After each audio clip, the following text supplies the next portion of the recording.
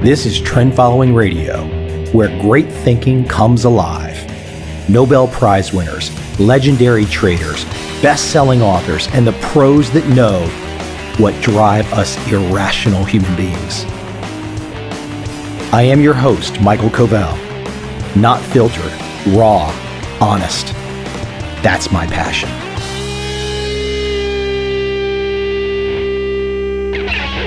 My guest today is Ozan Varol, a former rocket scientist turned author, now law professor.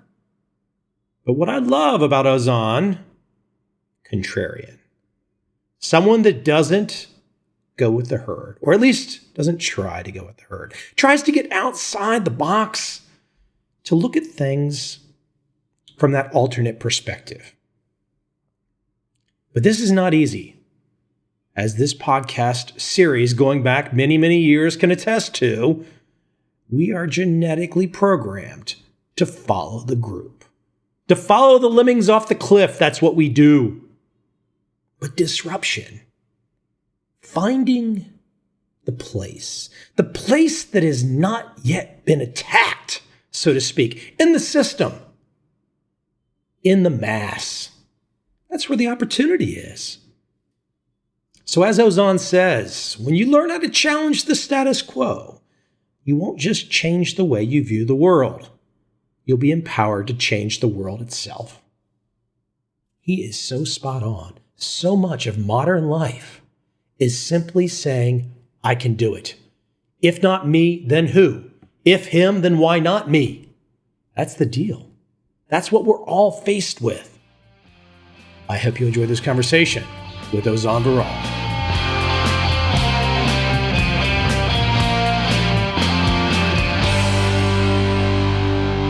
Ozan, age 13. I know where you were just because I've studied up a little bit here. Age 13. Where were you? What was on your mind at age 13? Give me the geographic location and what's on your mind age 13. I was in Istanbul, Turkey. At age 13, I was starting to get obsessed with space. Just to back up a little bit, I grew up in fairly humble circumstances, and we used to get quite frequent blackouts where I lived. So our electricity supply was just not reliable.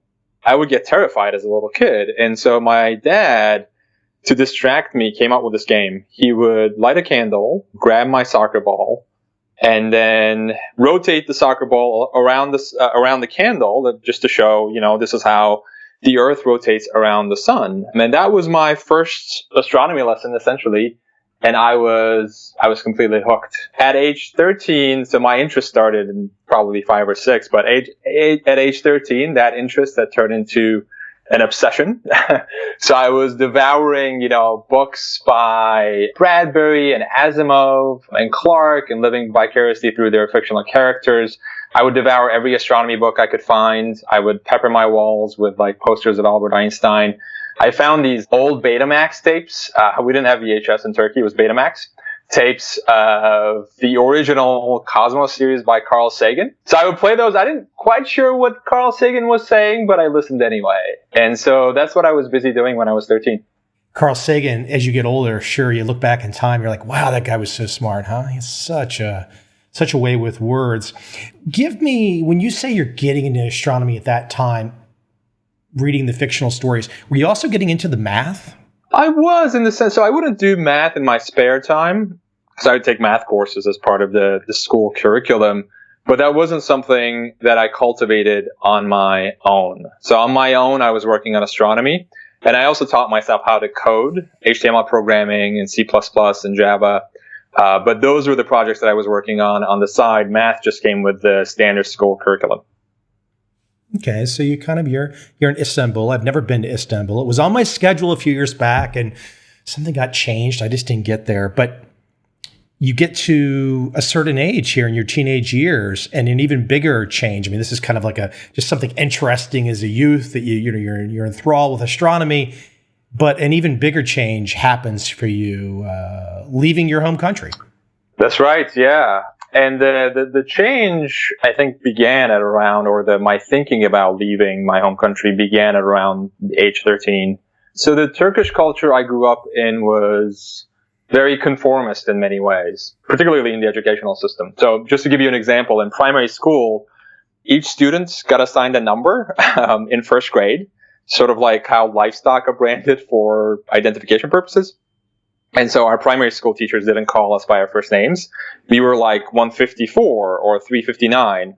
I won't tell you my number because it's the only ATM PIN code I've ever had. I don't listen to those like change your PIN code frequently messages. We wore the same outfits to school. You know, we recited the national anthem every morning, followed by this standard student oath where we would, you know, vow to dedicate our existence to the Turkish nation. For me, astronomy almost became a means of escaping that conformist culture. And so again, I would get lost in these fictional worlds or the books by and tapes by Sagan. There was really no future for me in Turkey with astronomy. So I wanted to get out of this conformist culture and pursue astronomy at the sort of the frontier of rocket science, which was in the United States. And so that's when I decided. And so again, the idea popped into my head probably around 13, 14. By 17, that idea had materialized. I got into the astronomy program at Cornell and packed my bags and showed up stateside. Let me keep you in Turkey for a moment. You say conformist culture, and you mention the upbringing and the schooling and whatnot. Give people a feel for when you say conformist culture. I mean, it's my understanding, Turkey, one of the most modern, tolerant Islamic countries, a member of NATO. I don't think they've not yet been introduced and accepted into Europe, but I think that's always been part of the plan, at least for a long time. Get a little more into letting people understand. Look, I can see the travel shows on TV, and Istanbul looks beautiful. City split down the middle by the waterway, but let people understand a little bit more of the conformist part and date yourself. What time period are we talking, this age 13 to 17, when you're debating about leaving? The culture itself, so I'll get to the education system in just a second, where conformity really, I think, reaches new heights. But the culture itself is conformist in the sense that, you know, when I was growing up, and this is, you know, age 5, 6, way before middle school, whenever we did anything as a family, you know, my parents would always ask, or we would ask ourselves, you know, what are the neighbors going to think? Or what are our relatives going to think? Not offending people, not doing things that are contrary to the expectations of society is just ingrained into the culture there. You know, the United States, in contrast, tends to be more individualistic. But in a country like Turkey, community is really important. And to be a part of the community, you had to conform in many ways. And this, you know, this sort of instinct to conform, it sounds a little bit tribal, and it should, because it does go back thousands of years when conformity to our tribe was essential to our survival. If you didn't conform to your tribe, you were ostracized or rejected, or worse, left for dead. And so that's a sort of a modern version of that ingrained into the culture. But the education system, which is separate, but certainly ingrained into the culture, a couple of things there. So we all dressed the same. As I mentioned before, we had numbers assigned to us. So you're essentially stripped of your individual name and then became a number. You had to have the same haircut. I mean, I remember in 4th grade, I once committed the sin of like skipping a haircut, which drew the ire of my school principal, who was like a bulldozer of a man, who should have probably been a prison warden instead of a school principal. But he spotted my longer than standard haircut during one of his inspections, and essentially called me out and said, "Look, if you want to fit in, if you want to be a part of this school, you have to have the same haircut as the rest of the boys here." The student oath we had to say every morning, you know, you're essentially saying that you were going to dedicate your individual self to the greater good of the nation. So it was community over the individual, both at large and sort of in Turkey, but definitely reinforced significantly in the education system itself.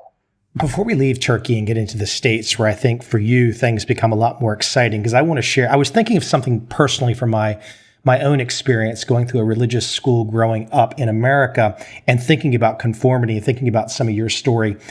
Is there an earlier age, I'm sure it's earlier than 13, but an earlier age where you can date maybe you didn't fully understand that you were against this conformity, but there was something, a feeling, an experience at an earlier age where you really recalled, this just isn't right. And you know, you're too young to really put it all together, but you just instinctively knew it wasn't right, the conformity. Right. And I think it had to be this, the example I mentioned of the school principal pulling me aside. And this was in, I think, 4th or 5th grade. So I was a young boy. I had skipped a haircut. And he actually went out of his way. He went to a female student, borrowed a hair clasp from her, and then sort of put it on my hair as an act of public shaming. It was like a retribution for nonconformity. And I think that was a moment where really things began to turn, because I started to ask myself, like, if I can't have a different haircut, if this is that important, enforcing conformity is that important that you're going to make an example out of a 4th grader because they have a longer hairdo than the rest of the boys in the class, what does that suggest about the education system at large? And of course, I didn't have the capacity at the time to think more abstractly about these issues, but that moment definitely stands out as a turning point when I realized that maybe there's something wrong with enforcing conformity to this extent. I'll share with you really quick. When I was 6 years of age, 1st grade, I was in a religious school, a religious teacher, and I remember this happened multiple times. So if someone that I was in school with remembers it differently, but I know this happened multiple times. Sitting there in the little desks when you're in 1st grade, 6 years of age, and the teacher berating some poor kid next to me. And you had to pick your feet up off the ground in this classroom because multiple times the kids were so scared, they just peed right there and the water would go right across the floor. Now think about that at age 6, I was like, you know what? I can't really piece this all together as to why this is wrong, but why is this happening? This is making no sense. Why is this poor kid having to, wet himself because the teacher's a lunatic, and that was a whole conformity thing as well. Oh, absolutely. So. And one other thing I mentioned, since you mentioned peeing in class, I am so related to that too. Hey, listen, I'm 600 podcast episodes in. I don't think I've mentioned that yet. Well, good. I'm glad I was able to get a new story out of you, Mike. One of the other, I think, conformist portions of the system is the standardized tests that we had to take. So you took a test in 5th grade, which determined the middle and high school that you got into. And this test was administered once a year, and your entire future is essentially hanging on this test. I'm exaggerating slightly, but not by much, because if you don't get into a good middle and high school, you're not going to learn good English. Your job opportunities are going to be limited. You're not going to do as well on university entrance exams, so on and so forth. And you can imagine that's a lot of stress to put on a 5th grader. And I actually took Kaplan-like classes in 5th grade. So we'd finish school, and then I'd get onto a bus and go to this Kaplan-like testing center where we were taught how to perform on this standardized exam that we'd have to take. And one of the things our teacher taught us, I'll never forget to this day, is, look, your time on this exam is limited. If you have to go to the bathroom, don't waste your time. Just pee yourself. Your teachers will understand. Just do it. And this was the advice that we got from this testing center, and I'll never forget it to this day. And it's funny that you mentioned that story. Yeah. Some brilliant teachers ahead of us, huh? Some brilliant structures that were created to educate the world's new kids coming along. Just wonderful thinking ahead by some of these folks. So let me jump you ahead. So I'm almost imagining the old Eddie Murphy movie Coming to America. So you are coming to America, age 17. You're coming from a pretty moderate Islamic country. What year do you get to America at age 17? So that was 1999. So August of 1999 is when I arrived. August of 1999. So you're right there. I mean, America is feeling rich and rich and rich and rich and rich. I mean, in the middle of 1999, the NASDAQ went up 100%. My gosh. So you get there, but within a couple years, though, and I want you to kind of relay some of the experience that you initially had at Cornell with the Mars project. But it becomes a little interesting for someone coming from Turkey to be in America in the next couple of years, doesn't it? Oh, absolutely, yeah. I'll talk, if you want me to, a little bit about how I got involved in the Mars Project, and then we can get to 2001 if you'd like. Sure. Yeah, so at 17, I leave Turkey and get to Cornell. And Cornell was my first choice in no small part because my hero, Carl Sagan, had once taught there as an astronomy professor. So I showed up in Ithaca, New York. I had a thick accent. My English was pretty good, although, when you learn English as a second language, you're learning book English, not necessarily how people speak. And so that made for some embarrassing moments that I'd be happy to talk about if you want me to. Before I arrived, a couple of weeks before, I did some research to see what the astronomy department at Cornell was up to, and I found out that an astronomy professor by the name of Steve Squires, who actually happened to be one of Carl Sagan's graduate students, was in charge of this NASA-funded project to send a rover to Mars. And so, this was too good to be true. There was no job posting, but I decided to email him with my resume to express my burning desire to work on this incredible Mars mission. I had the lowest of expectations, but my dad always told me, you can't win the lottery without buying a ticket. So I bought a ticket and I emailed him with my resume. And much to my surprise, he wrote back almost immediately, invited me in for an interview. Thanks in part to the coding skills I had picked up on my own during high school, he ended up hiring me for this Mars mission, just a few weeks before. In June, July, I was sitting in my bedroom in Turkey daydreaming about space, and all of a sudden I had front row seats to the action, which was amazing. Take me up until you get you're in America for a few years, actually less than a few years, and 9/11 hits. Right. And from what I understand from your background, and I'm going to let you tell it, but of course it was traumatic for anybody and everybody around the world that watched that. Any human being watches planes hit a building, knows people are dying immediately. It affects everybody in a negative way, especially if you happen to be in America at that point in time. And I'm sure it affected you in a negative way as well, too. But you also had other things would happen, too, for you based on your religion and where you came from. Yeah, absolutely.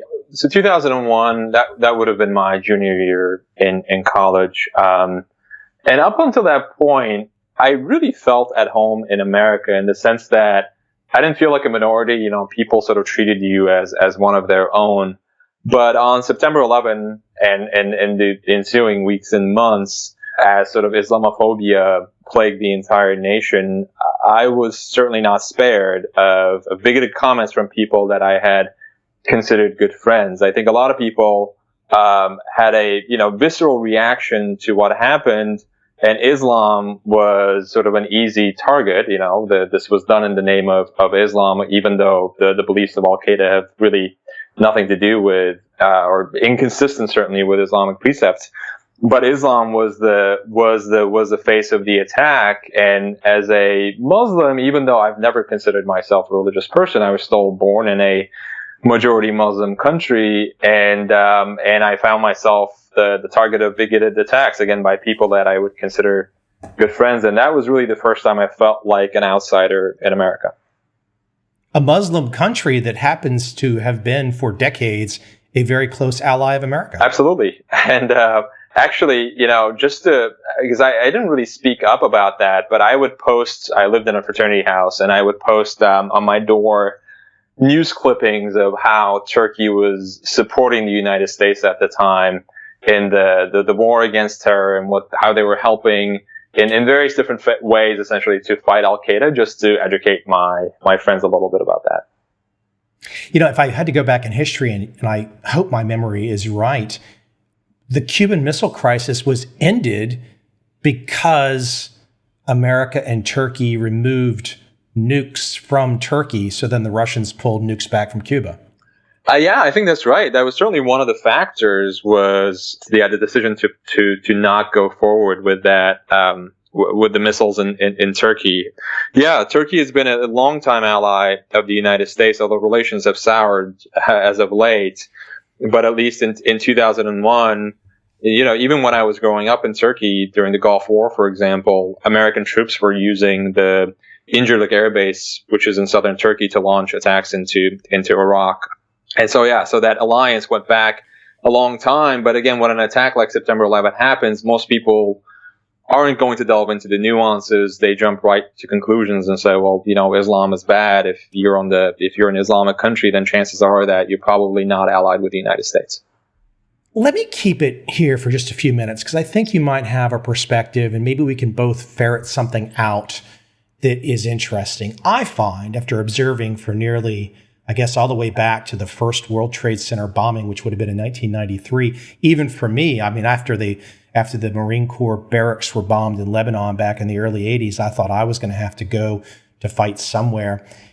Maybe there's a way to try and put some color on this to get people to understand. But on the flip side, to also acknowledge some things. I think the hard part that I see in some of the debates in America is the average person in America that perhaps had bad feelings towards Muslims after 9/11, and then look ahead to 2017, you can go down the list and say, okay, around the world, it's still the terror attacks that happen. I mean, if we start counting numbers, it is generally done overwhelmingly in the name of Islam. And that's one issue, and I think that issue gets politicized. So, I mean, if we could all just kind of say, okay, well, that happens to be true, but then the next thing that happens is okay, hold on, there's two forms of Islam. And then the next thing that happens is like, hold on, did you know that Malaysia and Indonesia are Islamic countries? And then it's like, hold on, did you know the structures of government in this particular country are different than this particular country? And that's the conversation that never happens. So, okay, yes, we can acknowledge that in the name of Islam, these terror attacks have continued to happen. But the diversity of the world governments, the diversity of the world populations. I mean, for example, Malaysia is an Islamic country. I've been there. But you know what? It still feels Asian. So it's like we've kind of, this whole conversation needs to get a lot more nuance, to use your word, and it just has not. I completely agree. I think we have a tendency to sort of lump, and this tendency isn't just limited to Islam, it happens in other areas as well, but since we're on the topic, we can talk about it. There is a tendency to lump all Islamic countries together as if the people sort of believe the same things by virtue of them being Muslim. And as you said, that can't be further from the truth. So Turkey, for example, is a secular legal system, at least right now. We'll see where things end up in 10, 20 years. We'll get to that in a few minutes, because I know you have some strong opinions there, Mr. Democratic Coup, which I want to hear about. But anyways, go ahead. For the time being, it's a secular country. And so, it doesn't make sense to say Turkey and Saudi Arabia, for example, are the same because the populations happen to be Muslim. Yeah, so absolutely. I think that the debate needs to get a lot more nuanced, and also viewing the issue from. Hey, why don't you keep it there for 1 second when you say nuanced on a detail. In Saudi Arabia, for example, you are wearing a full burqa if you're a woman. Mm-hmm. I don't know if there are some burqas in Turkey or not. I know in Malaysia, I often saw very cute girls wearing white see-through pants and, colored headscarves on about 10% of the population. So I think your point about the variety is something that as Americans, we really need to think about how different countries are.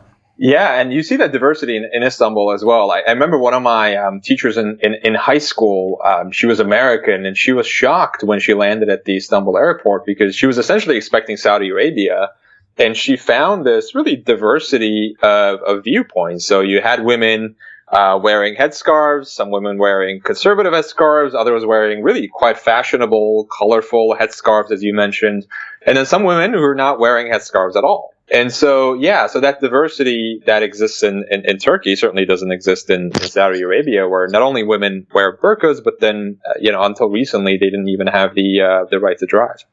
We're going to move this to some of your most current passions, and that's really in the political side of things. And I have a sneaky suspicion you would be aligned with, I know that the basketball player, his name escapes my mind. He's playing for the Knicks right now. He's quite outspoken. But I have a feeling that you and him are probably based on some of your writings and talkings, or persona non grata with current government officials in Turkey. I could be wrong about that, but I have a sneaky suspicion.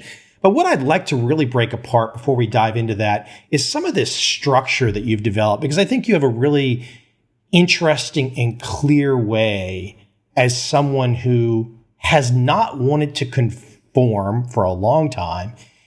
It's not just a personal thing with you. Yes, you know it's good for you, but I think you see this act of breaking away from conformity as critically important for all of us. I mean, this is something, if a kid is coming along today and he's going down the same path that you and I were just kind of poking fun at, and you see that today in 2017, I mean, it's on a magnitude of who knows how much worse, because so much time has passed since when you and I went down that path. I mean, 2017 is not the year to be conforming. Absolutely. And because when you're conforming, you're essentially following what others are doing or what others have done, and you can't get ahead if you're simply following. The ability to disrupt established ways of thinking, find new ways of looking at ideas is, I think, one of the most sought after qualifications, regardless of what field you're in. And I think it's a rare skill. It's a rare skill even in the United States. I mean, we talked about the education system in Turkey and how it enforces conformity. I think it's true to a lesser degree, but it's still true in the American education system as well. I mean, the creative kids aren't the favorites of the teachers. Adam Grant talks about this in his book Originals. If you don't conform, we hold you back for a year. If you don't conform, you end up in the principal's office. You have to toe the line, use number 2 pencils, color between the lines.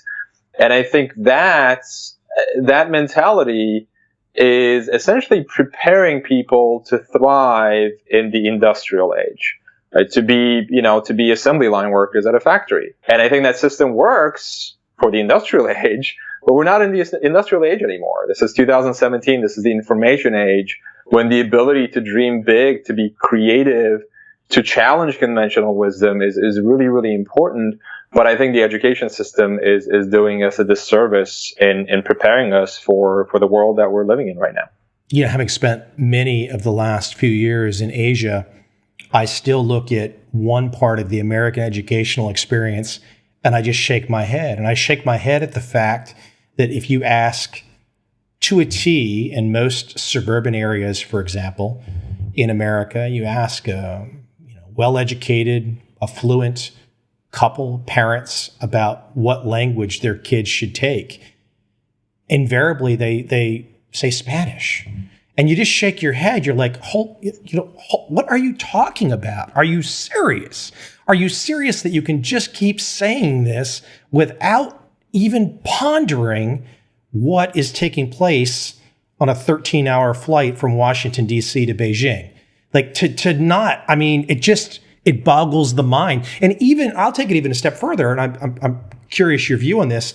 Even if one was not interested in Chinese, okay, pick a country that's got 60 to 100 million people, a growing economy, booming cities, and master that language. I mean, find yourself in the middle of something that is really engaging in 2017. There's multiple cities around the world where that's happening.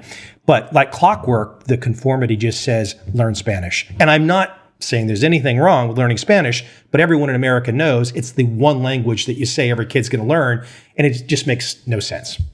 Right. I think, so there's nothing, as you said, there's nothing wrong with learning Spanish as long as you have a good reason for it. There is something wrong with it if you're simply doing it on autopilot, essentially, because that's just the way that things are supposed to be done. And so that's, I have a blog, and that's one of the things that I write about, is to get out of this autopilot mode of thinking and going along with the flow simply because that's what, you're looking at the rearview mirror and that's what you're seeing. That's what we did in the past, so we're going to keep doing it without questioning, really, is this the right decision?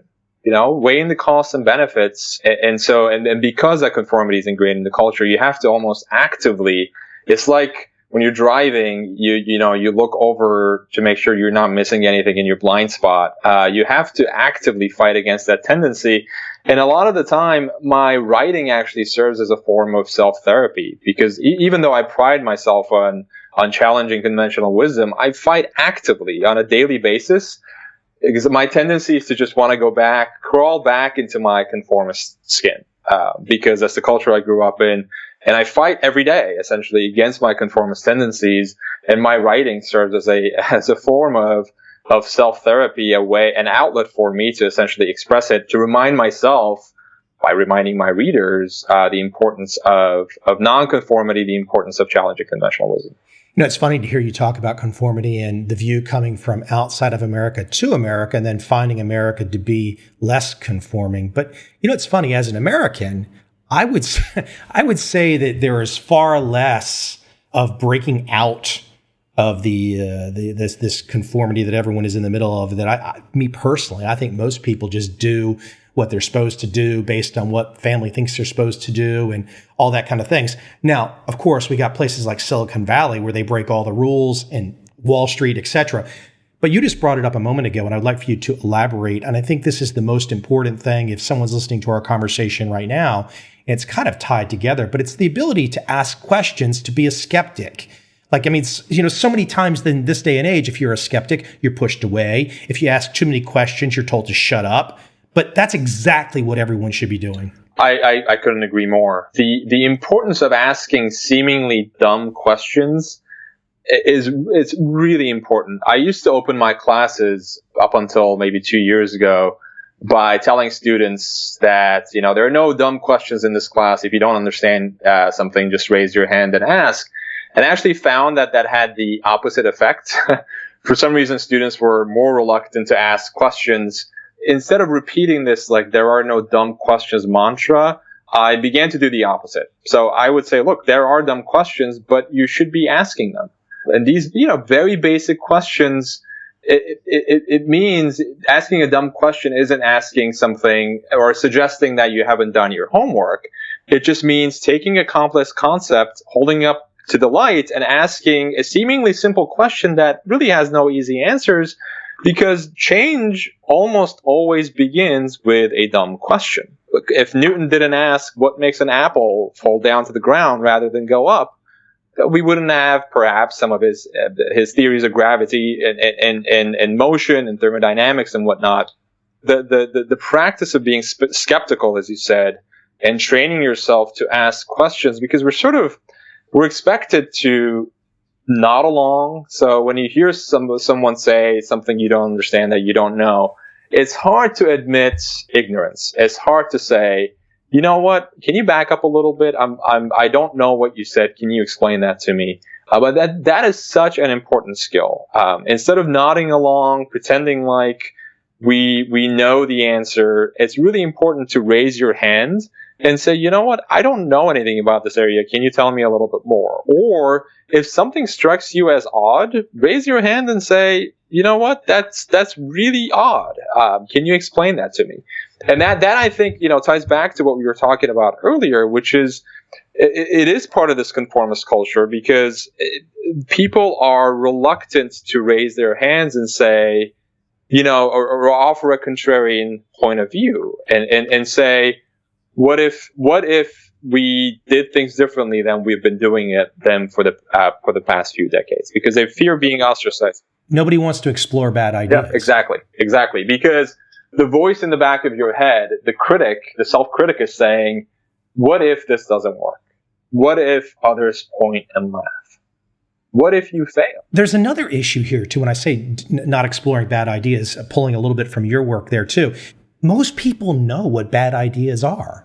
They know that, for example, the current political legal structure unfolding in America, and I want you to expand on Turkey in a moment, but everyone knows by watching, whether it's CNN or Fox, and seeing two completely different messages, or everyone knows by watching a so-called legal proceeding appear to be 100% political.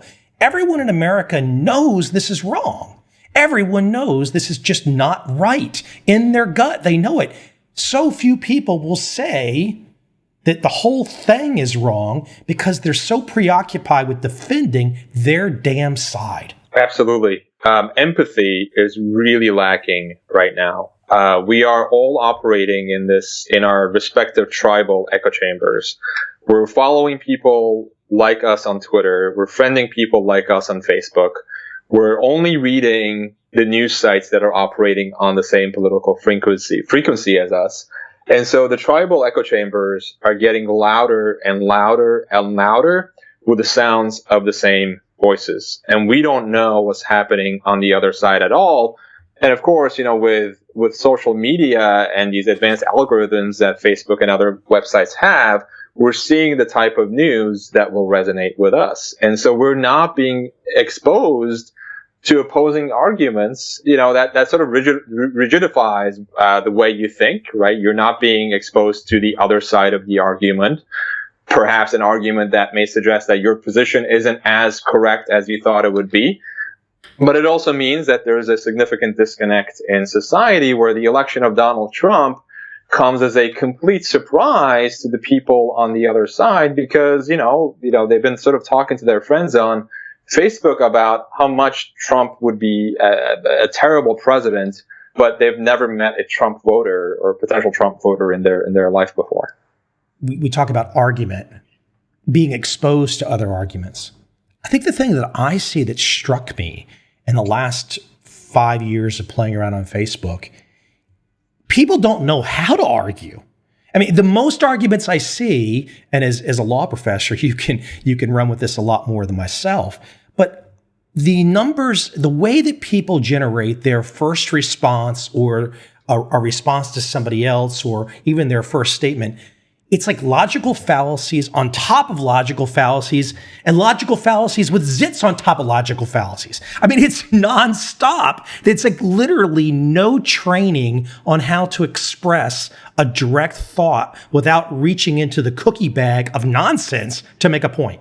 Absolutely. The discipline disagreement is a dying art. It's confirmation bias,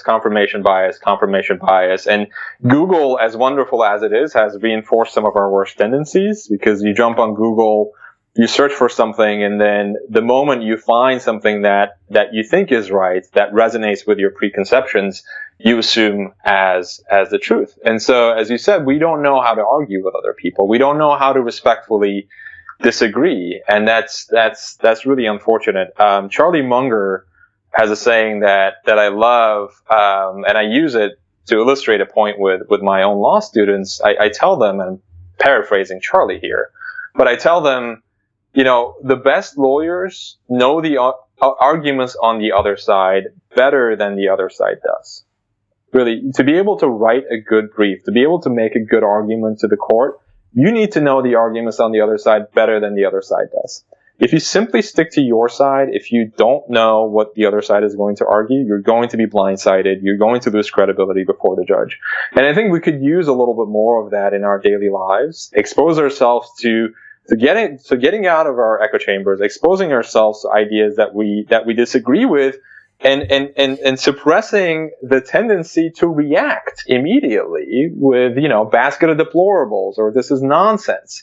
The moment you belittle someone's mind for believing in something, you've lost the battle. There is no way that you're going to be able to change their mind and get them to your side.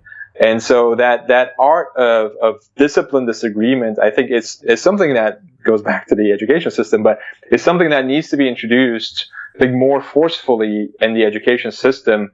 So when these children grow up to be adults, they can disagree with each other respectfully.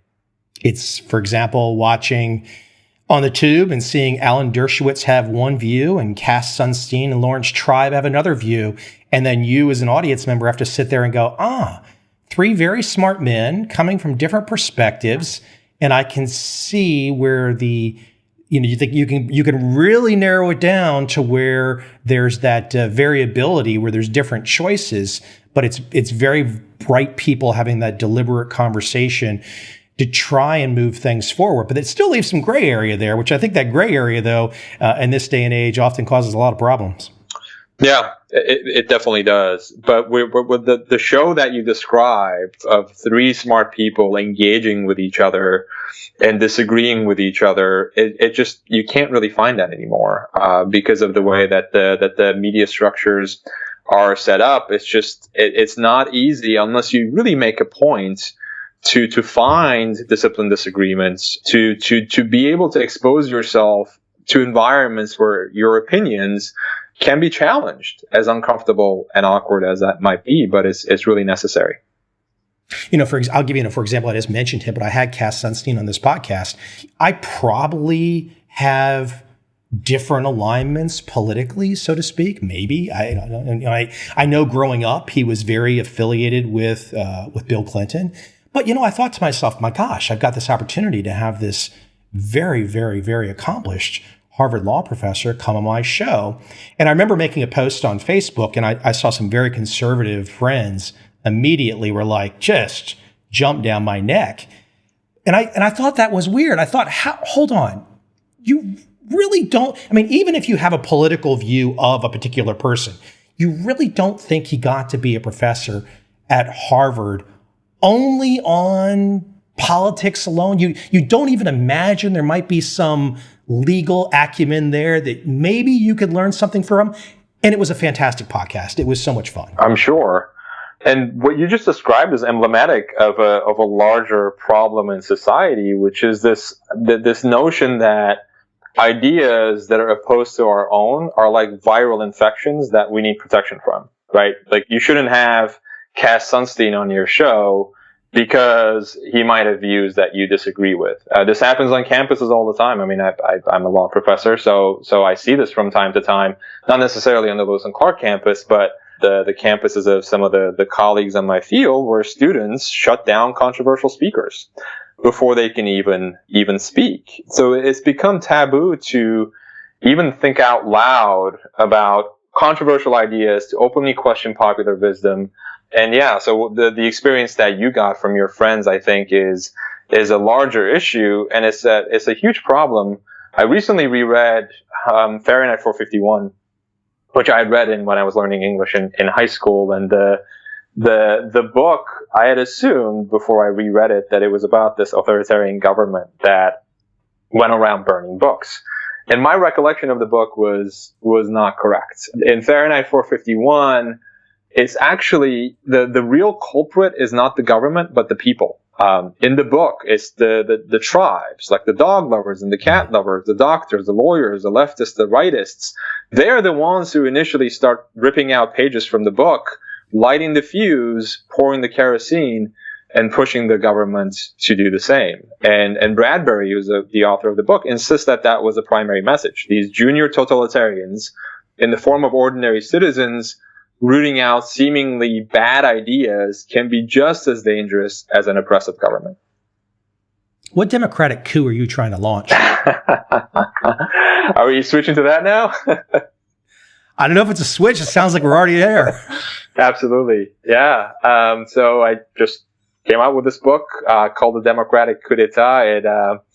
It dates back to, I wrote an article with the same title back in 2012. I was actually born into a military coup in Turkey in 1981, which is when I was born. Turkey was under military rule, and it was a brutal coup. It happened in 1980. The military disbanded the parliament, drafted a repressive constitution, committed numerous human rights abuses. And so for the vast majority of my life, when I heard the phrase military coup, I would say that's a terrible, terrible event, terrible anti-democratic event. And I think that resonates with most people. When we use the word coup d'etat, which is French for stroke of the state, it tends to conjure up these dark images in our minds of these, corrupt generals through backroom plots, deposing a democratic coup like the government and taking power for themselves and wreaking havoc on their countries. But in 2011, as I was watching the Arab Spring unfold, at the time the Egyptian military had just gotten rid of the Hosni Mubarak dictatorship. The Tunisian military had stood on the sidelines, had refused regime orders to fire on the protesters that had been gathered in cities across the the country, I started to ask myself, am I wrong about this? Are there any counterexamples of coups that do the opposite of what we would expect a coup to do? So coups that, instead of building dictatorships, get rid of dictatorships and create democracies. So I started to research that question and came across numerous examples that no serious academic can dismiss as measurement errors or extreme outliers. I went to Egypt in the summer of 2011. I went to Turkey for interviews, and all of that culminated in this book, The Democratic Coup d'etat, where I argue and make the contrarian argument that sometimes a democracy is established through a military coup. Now, of course, a coup itself is not a democratic event, because a coup gets rid of a government by force or the threat of force. I'm using the word democratic to refer to the outcome of the coup. So the type of coup that I talk about in the book and numerous examples that I cover, in these coups, the military gets rid of a dictatorship, topples a dictatorship, and oversees a transition process to democracy. Give me a good example. I'm thinking of a country really close to me right now. They've not yet implemented the democracy, and that would be Thailand, currently in control via the result of a military coup. Most people, if they travel to Thailand, go to Bangkok right now. I mean, Bangkok, more people visit Bangkok every year than London. It's the most visited place on the planet in terms of a city. That airport's just rocking and rolling. You don't feel anything untoward on the ground. Now, I'm sure Thai people might say, well, gosh, we don't have this freedom. We don't have that freedom. They put this person in jail for criticizing the king. Why don't you give me a great example, though, from your perspective, of a country that has successfully gone from having one form of government, the military stepped in, let's hope this military kind of had the benevolent dictator mindset, and then they turned around and what came after was something good? So Portugal in 1974 is the first example that popped into my mind. At the time, so in 1974, Portugal was home to Western Europe's oldest dictatorship, the Estado Novo. It was a brutal dictatorship, fairly typical of the time period. They had a secret police that kept dissent in check. The opposition parties were outlawed. And so it was an authoritarian regime that had been around for decades. On April 25, 1974, Western Europeans woke up to a coup d'etat in their own backyard, which is unusual because in the Western world, we tend to say, military coups happen in backward, faraway lands and countries riddled with corruption and incompetence, in nations that end with "Stan." But in 1974, the Portuguese military deposed the incumbent dictatorship and oversaw a 2-year transition process that ended with the establishment of democracy. And I should mention, this is true of all militaries that I've studied that have staged these types of coups, is that the soldiers who are doing these are not necessarily doing it for altruistic reasons. They're not necessarily doing it, for the good of the country. It's usually self-interest. So in the case of Portugal, for example, the regime, the dictatorship, had committed these Portuguese soldiers to really lengthy, disastrous colonial wars. Portugal was the last European power to cling to colonial adventures in Africa. And the soldiers hated the wars. I mean, it was literally a matter of life and death for them. Their pay was really crappy. They had to supplement their income by taking up jobs in the civilian sector. And so, a group of junior officers said, this is it. We've had enough. We want to get rid of the dictatorship as a means to ending these costly colonial conflicts. And the establishment of democracy essentially was a means to achieve that end result of granting independence to the colonies and ending the colonial wars. What's the downside, though? I mean, did you explore the downsides? I mean, because it doesn't necessarily have to end up that way. As we know, that we can go down and go through Central America. I think most of that has probably been the result of some type of military coup, and it really hasn't worked out on the other side. So I guess I think for me, it would ultimately come down to the culture, the types of people that are inherent in that particular piece of land. I'll take Singapore, for example. Singapore is not the result of a military coup, but Singapore has a very strong government. It has some restrictions but it works. And it works because the leaders of Singapore, even though many could argue they have absolute power to get things done, they've generally done the right things. And I think that's cultural in the sense that the people that happened to be in charge of the country in the 1960s, Lee Kuan Yew, said, damn it, I'm going to make this place great. And he did. And so it's interesting to see those examples of success, but of course there are failures. Absolutely. And this phenomenon I explore in the book is the exception, not the norm. The vast majority of coups still are anti-democratic. They depose democratically elected leaders, or they create dictatorships.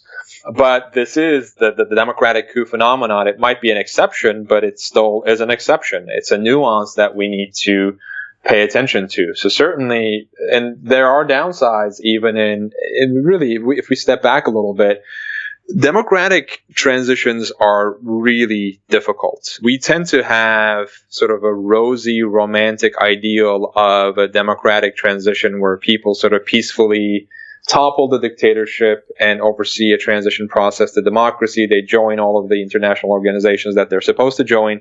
And the reality is far, far messier than that. In most contexts, to get rid of a brutal authoritarian government, so in the case of Portugal, for example, the people don't have the power. The military ends up being a pivotal role in a lot of these democratic transitions, in the sense that if the military sides with the incumbent regime, so for example, in Syria, many portions of the military sided with the Assad dictatorship, the protests, the democratic revolution is crushed. But in the cases that I cover in the book, where the military sides with the people, and either allows the revolution to carry its course without intervening, or they actually take the affirmative step of pulling the rug out from the dictator, from below the dictator, democracy becomes a real possibility. So whether we like it or not, the military ends up playing a role in almost every democratic transition. I think that the real question is, in what circumstances does the military promote rather than undermine democratic progress? And so that's one of the questions that I tackle in the book. And if I can just give you a little bit of a flavor, one of the sort of the running themes or strands that I've picked up in my research is the militaries that tend to stage these democratic coups have conscription of some sort. So the soldiers that are serving, at least at the rank and file level, are citizen soldiers in the sense that they serve a defined term in the military, usually 1 to 3 years, and then they rotate back out and go into the civilian sector. And that loop, that feedback loop, where people circle in to the military, out of the military, back into civilian society, creates this dynamic where the military is more in touch with popular values, and it becomes much harder for the high-ranking officers to order the rank-and-file soldiers to use force on the population. Because the rank-and-file soldiers know that the people protesting, I mean, they can identify with them because they're friends, they're neighbors, they're family members, because they are citizen soldiers. And that dynamic was present in Portugal. In Portugal, conscription was mandatory, but not only that, as I mentioned, the officers that staged the coup, their pay was so bad that they had to supplement their income by taking up jobs in the civilian sector. And so that kept the Portuguese military in touch with these civilian values. And over time, in a very real sense, the Portuguese military became the Portuguese society, and it was ideally positioned to oversee this transition from dictatorship to democracy. Again, not always the case. This is the exception to the rule. But there are plenty of case studies that fit this exception that I think we need to be a little bit more nuanced in our thinking about military coups, instead of instinctively condemning military coups as anti-democratic, as I used to do for the vast majority of my life. I think we need to take a step back and ask ourselves what's happening, what type of government was deposed, what exactly is the military doing, and what do we think the end result might be. Building on the word democracy, let me get controversial for a second as we wind down. I want to talk about America. As you teach law in America, I've had some interesting experiences in my short life. I've had some interesting experiences where I've had lawsuits against the government. I've been charged by the government for just essentially nickel dime stuff. But I've had a chance to be behind the scenes to see how, and a phrase that's often used these days is the deep state in America. And the deep state, I think you could argue, is far beyond just the federal DC area where I grew up. It goes to the state houses, it goes to the local governments, all the way down to the town councils. And what I see in America these days is I see so much political power, so much desire for political power, and so many people entrenched inside government, earning their daily bread from government, that what you would typically think of in a democracy as fair, and like I said, I don't necessarily want to go into them right now, but is what I would typically call fair and something called justice doesn't exist in a way that I think most people imagine. In fact, what I see more often than not are either compromises or, for example, overcharges or a state Supreme Court that might rule against one particular case because they're dealing with another case that could, if they sided with one case, it would affect the other case. So many interconnected issues where if you just would have thought the word democracy is about doing the right thing, everyone generally knows what the right thing is. I've had so many experiences in my life that when you get behind the scenes, it doesn't feel like a democracy in modern day America to me. I think it depends on how you define democracy, right? If you define democracy in this sort of this procedural sense of, elections, turnover of government power. So if President Trump were to lose elections, the next time he's up, he's going to leave his seat, presumably. And to the extent that turnover happens, then that basic minimalistic conception of democracy is satisfied. But I think what you're saying is democracy is a little bit more than just that bare minimum of elections. And academics have recognized that as well. They sort of put democracy on a spectrum, with the procedural democracy, elections, turnover of government power being the bare minimum, and then everything else on top of that. So, the enforcement of constitutional rights, the fact that, political actors respect the legal boundaries that restrain them, move a country towards the constitutional democracy side of the spectrum. And there is no doubt that American democracy is being put to the test as we speak, for many. Not just this level that we see on CNN and Fox. I mean, down at the nitty gritty county level, the local city council level. I mean, it's messy. It's political. It's highly charged. And actually, I would argue that it's more than political, because there's going to be different actors of different parties in charge of different governing bodies. But it's more about, my witness of it is the sheer use of power, meaning I'm in charge, you are beholden to me, now I get to press on the button because I control you. It's almost beyond party politics. It's this weird kind of like, I'm the king, bow down to me, which people outside of America might be thinking, hold on, what is this guy Covell talking about?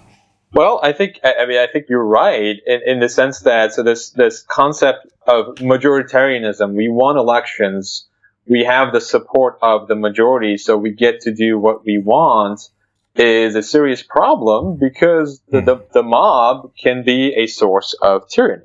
They can suppress minority rights, neglect the demands from the opposing side, and this is really,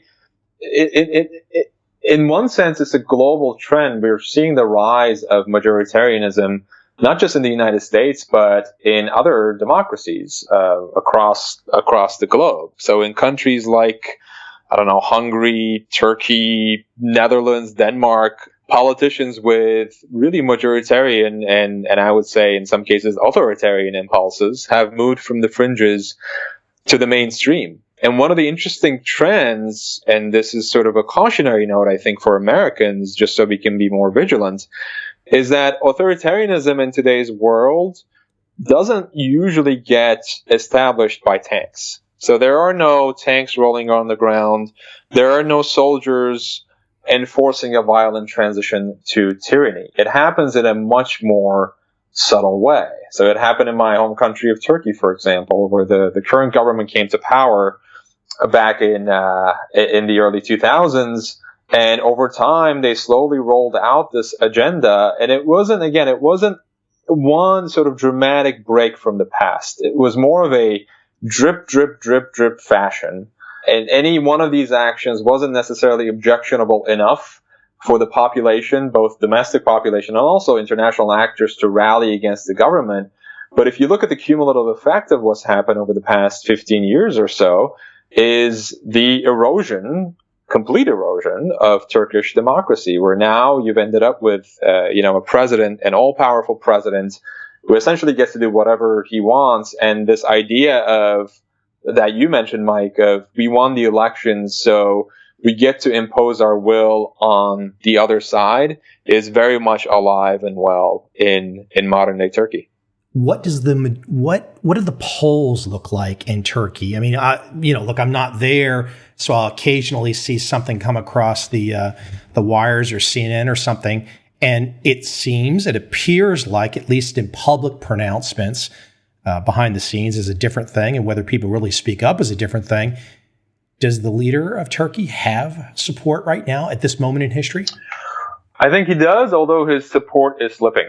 And so he represents, and since coming to power, he's represented a sort of this middle-class, pious population that had been neglected by the secular governments of the past. And so he was sort of their champion, their savior. He was a populist leader, and he was very popular initially, in part because the Turkish economy was thriving under his rule. If I'm not getting my numbers mixed up here, in 2009 and 2010, Turkey was the second fastest growing economy in the world after China. And so that certainly boosted his popularity, and he championed free markets and whatnot. But the Turkish economy isn't doing as well as it used to, which is one of the reasons why his support is slipping.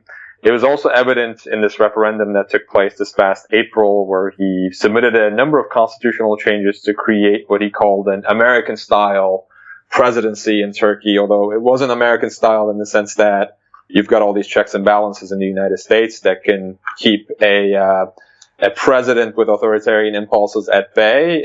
Really, the system in Turkey doesn't have the checks and balances that come with the American system. And he did not. I mean, he won that referendum, although there were some serious allegations of voter fraud.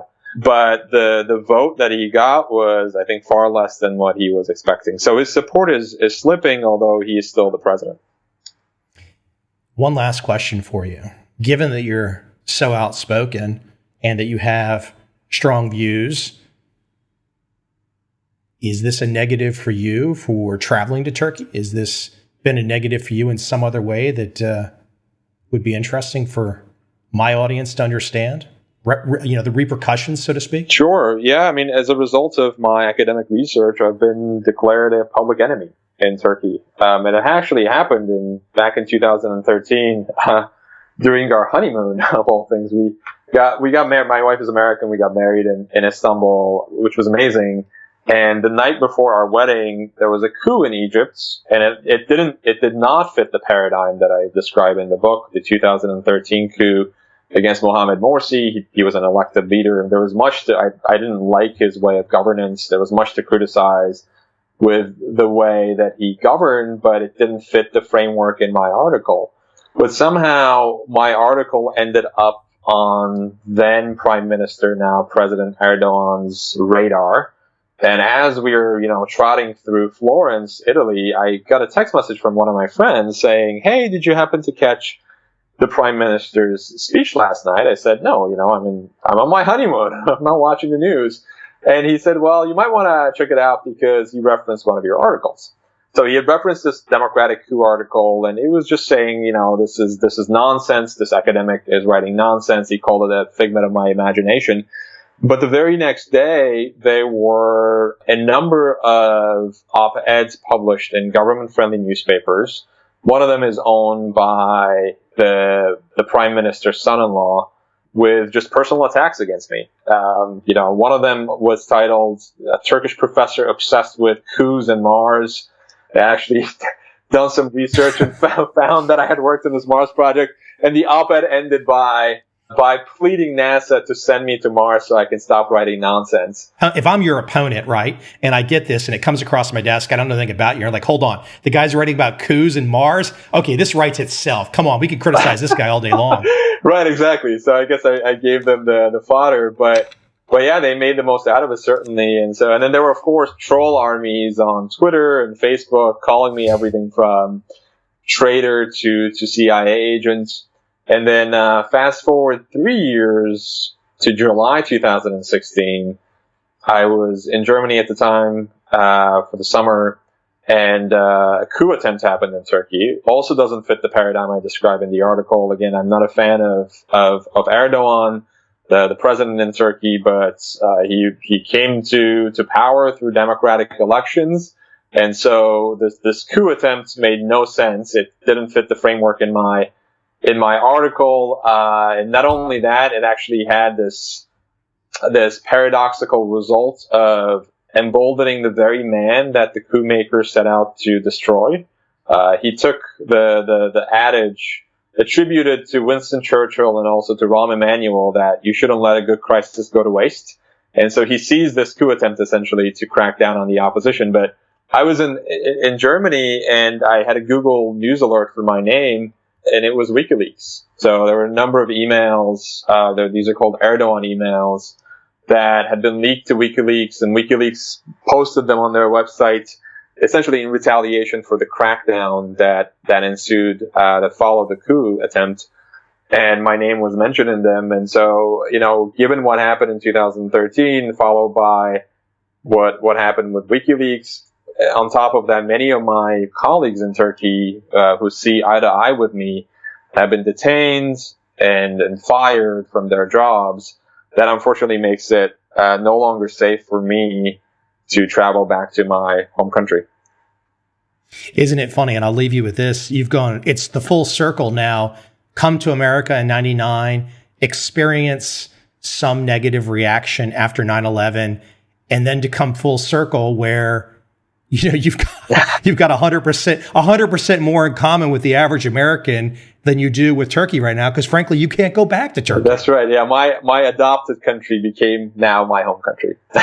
Yeah. Awesome. Hey, where's the best place we can send people to check your work out, and to read up and gather more information? Where can we send people? Sure. So my blog is the best way to get in touch with me. It's ozanvarol.com. So that's OZAN, V as in Victor, AROL.com. I know that's a mouthful and it's hard to remember. So the other thing I've done is, if you want a free chapter from the Democratic Coup d'etat, along with a free ebook that I have on contrarian thinking, you can text the word Ozan, so that's OZAN, to 345-345. This is only for US-based numbers. But if you happen to have a US-based number, you can text my first name to 345-345, and you'll get the first chapter for free from my book, a free ebook. And I also have a weekly newsletter that goes out on every Thursday. And yeah, you'll be subscribed to that as well. But if you don't want to do that, you can simply go to my website to sign up. I knew in advance we were going to go in all kinds of directions, so I appreciate you tolerating my curiosity. And by the end, it all just weaves together. You see, it becomes this nice tapestry. Well, thank you so much for having me on, Mike. I've been a long-time listener of the show, and it was an honor to be a guest on it.